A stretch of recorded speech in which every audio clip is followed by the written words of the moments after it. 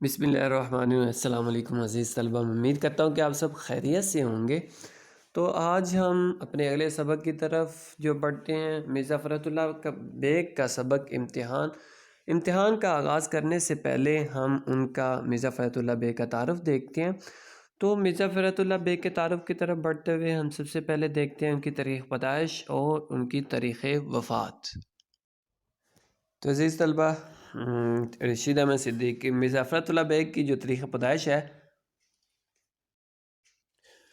وہ 1 ستمبر 1883 ہے، اور تاریخ وفات مرزا فرحت اللہ بیگ کی 27 اپریل 1947 ہے۔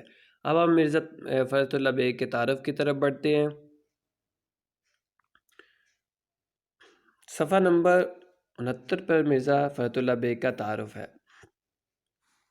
مرزا فرحت اللہ بیگ دلی میں پیدا ہوئے اور سینٹ اسٹیفنز کالج دلی سے BA کیا۔ زمانہ طالب علمی میں ڈرامے اور کرکٹ کا شوق رہا۔ 1907 میں حیدرآباد دکن چلے گئے اور پہلے تعلیم اور پھر عدالت کے محکموں سے وابستہ رہے۔ انہوں نے اپنی جو عملی زندگی کا آغاز کیا وہ پہلے تعلیم کے محکمے سے وابستہ رہے اور بعد میں پھر عدالت سے منسلک ہو گئے۔ وہ ترقی کرتے کرتے ہوم سیکرٹری کے عہدے تک پہنچے، جہاں سے ریٹائر ہوئے اور پینشن حاصل کی، اور اس کے بعد انہوں نے اپنی جو عملی زندگی کا اختتام کیا وہ ہوم سیکرٹری کے عہدے سے کیا، اور وہاں سے ریٹائر ہونے کے بعد پینشن حاصل کی۔ انہوں نے حیدرآباد ہی میں وفات پائی۔ چونکہ حیدرآباد ہی میں ملازمت کرتے تھے ہوم سیکرٹری کے عہدے پر، حیدرآباد ہی میں جو تعینات تھے، اسی وجہ سے انہوں نے جو بقیہ زندگی ہے وہ بھی حیدرآباد ہی میں گزاری، اور حیدرآباد ہی میں 27 اپریل 1947 کو فوت ہوئے۔ مرزا فرحت اللہ بیگ کا طرز تحریر سادہ اور پر لطف ہے۔ وہ بڑے شگفتہ انداز میں دلی کی خاص زبان لکھتے ہیں۔ ان کے اسلوب میں تصنع اور بناوٹ نام کو نہیں، یعنی کہ وہ جو لکھتے تھے، جو تحریریں لکھتے تھے، ان کا جو انداز تھا، ان کا جو سٹائل تھا، اس میں کسی قسم کا کوئی دکھاوا نہیں معلوم ہوتا تھا، اور نہ ہی ان میں کوئی بناوٹ نام کی کوئی چیز تھی۔ مزاح کی چاشنی ان کی تحریروں میں خاص لطف دیتی تھی، یعنی کہ وہ مزاحیہ انداز میں جو تحریریں لکھتے تھے، ان کا جو تحریریں ہوتی تھیں وہ مزاح سے پر ہوتی تھی۔ بقول رشید احمد صدیقی ان کی تحریروں کے بارے میں کہتے ہیں: فرحت کے اسلوب کی نمایاں خوبی فکروں کا اختصار ہے، یعنی کہ فرحت اللہ بیگ کی جو تحریریں ہیں وہ مختصر فکرے لکھا کرتے تھے۔ یہی ان کے اسلوب، یہی ان کے انداز کی ایک خوبی ہے۔ وہ چھوٹے چھوٹے فکروں سے رواں دواں عبارت کا جادو جگاتے ہیں۔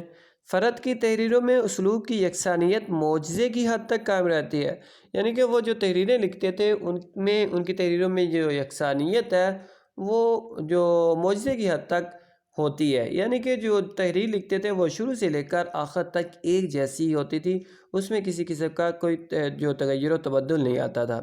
وہ ایک مضمون کو جس رنگ میں شروع کرتے اسی رنگ میں انجام تک پہنچاتے ہیں، کہ جس انداز میں انہوں نے کوئی مضمون شروع کیا ہے اسی انداز میں اس مضمون کا وہ اختتام کیا کرتے تھے، اس کو ختم کیا کرتے تھے۔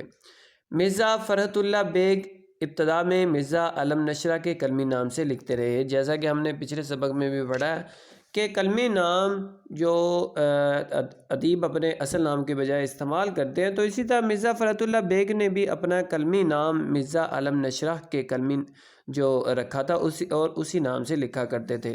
بابا اردو ڈاکٹر مولوی عبدالحق اور عظمت اللہ خان نے ان کی ہمت بڑھائی، لیکن بعد میں مولوی عبدالحق اور عظمت اللہ خان کے کہنے پر انہوں نے اپنے اصل نام سے لکھنا شروع کر دیا۔ چونکہ ان دونوں لوگوں نے ان کی ہمت بڑھائی تھی، ان کے مضامین کی تعریف کی، ان کے انداز کی، ان کے جو لکھنے کا انداز ہے اس کی تعریف کی، جس کی وجہ سے ان کی ہمت بندھی اور انہوں نے اپنے اصل نام کے ساتھ لکھنا شروع کر دیا۔ نذیر احمد کی کہانی، پھول والوں کی سیر اور دلی کا ایک یادگار مشاعرہ ان کے یادگاری مضامین ہیں۔ مرزا فرحت اللہ بیگ کی جو کہانی، جو نذیر احمد کی کہانی، یہ انہوں نے جو ڈپٹی نذیر احمد کے حالات زندگی لکھے ہیں، ان کے متعلق لکھا ہے۔ اور اس کے بعد پھول والوں کی سیر میں انہوں نے جو مغلیہ سلطنت ہے اس کا جو آخری دور تھا اس کے حوالے سے اس کی تہذیب و تمدن کی عکاسی کی ہے۔ تو مرزا فرحت اللہ بیگ کو اگر مغلیہ دور کی جو عکاس کہا جائے تو بے جا نہ ہوگا۔ اس کے بعد دلی کا یہ ایک یادگار مشاعرہ ہے، اس میں انہوں نے جو گزرے ہوئے جو شعراء ہیں اردو کے، ان کو ایک فرضی مشاعرے میں ایک جمع کیا اور اس حوالے سے انہوں نے یہ کتاب لکھی ہے، دلی کا ایک یادگار مشاعرہ۔ ان کے مضامین فرحت کے نام سے شائع ہو چکے ہیں۔ جتنے بھی انہوں نے مضامین لکھے ہیں وہ تمام کے تمام ایک ہی کتاب میں مضامین فرحت کے نام سے شائع ہو چکے ہیں۔ وہ قادر الکلام شاعر بھی تھے۔ قادر الکلام شاعر اس شاعر کو کہتے ہیں جس کو کلام پر، جس کو شاعری پر مکمل گرفت حاصل ہو۔ میری شاعری ان کے کلام کا انتخاب ہے۔ تو میری شاعری کے نام سے انہوں نے ان کی جو شعری مجموعہ ہے وہ میری شاعری کے نام سے شائع ہو چکا ہے۔ تو عزیز طلبہ، یہ تھا مرزا فرحت اللہ بیگ کا تعارف کہ جو اس کے بعد ہم ان کا سبق پڑھیں گے۔ سبق سے پہلے چند باتیں ذہن نشین کر لیجئے۔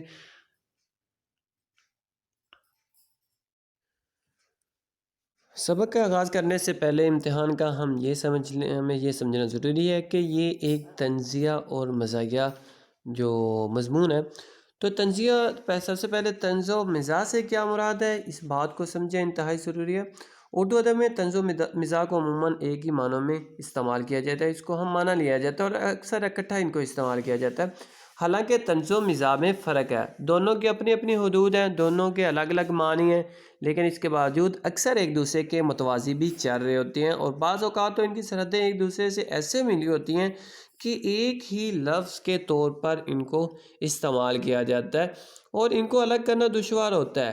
حالانکہ طنز سے مراد کسی کو طعنہ دینا، ٹھٹھا کرنا یا تمسخر اڑانا کسی کا، جبکہ مزاح سے مراد خوش طبعی، مذاق یا ظرافت مراد لیا جاتا ہے۔ اور اس کے علاوہ اس کا دوسرا معنی بھی جو عام طور پر استعمال کیا جاتا ہے وہ یہ ہے کہ طنز اور مزاح کے الفاظ کو ملا کر بطور ایک مرکب استعمال کیا جاتا ہے۔ بعض لوگ کہتے ہیں کہ اس کو ایک مرکب کے طور پر استعمال کیا جاتا ہے، مگر یہ دو مختلف المعانی الفاظ ہیں، ان کے جو معنی ہیں وہ مختلف ہیں۔ مزاح کے لفظی معنی ہنسی مذاق، جبکہ طنز کے معنی طعنہ یا چھیڑ کے ہیں۔ تو یہ طنز و مزاح کے جو معنی ہیں اور جو مختلف جو اہل علم نے اس کے معنی استعمال کیے ہیں۔ تو عزیز طلبہ، آج کے لیے اتنا کافی ہے، اور اگلا لیکچر جو ہوگا اس میں ہم امتحان جو مرزا فرحت اللہ بیگ کا سبق ہے اس کا آغاز کریں گے۔ آج کی آپ کی ڈائری مرزا فرحت اللہ بیگ کا تعارف مکمل آپ نے یاد کرنا ہے، اور اگلے لیکچر تک کے لیے، اگلے سبق تک کے لیے اپنا بہت سارا خیال رکھیے گا۔ اللہ حافظ۔